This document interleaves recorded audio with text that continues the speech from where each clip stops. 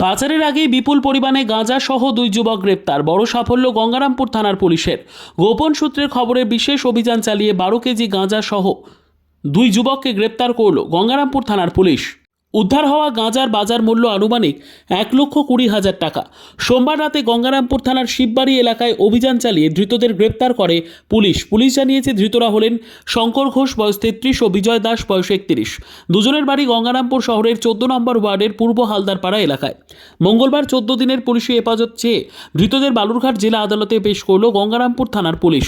Police সূত্রের খবর, বাংলাদেশে গাঁজা পাচারের উদ্দেশ্যে বাইকে করে দুই যুবক গঙ্গারামপুর থেকে হামজাপুরের দিকে যাচ্ছিল।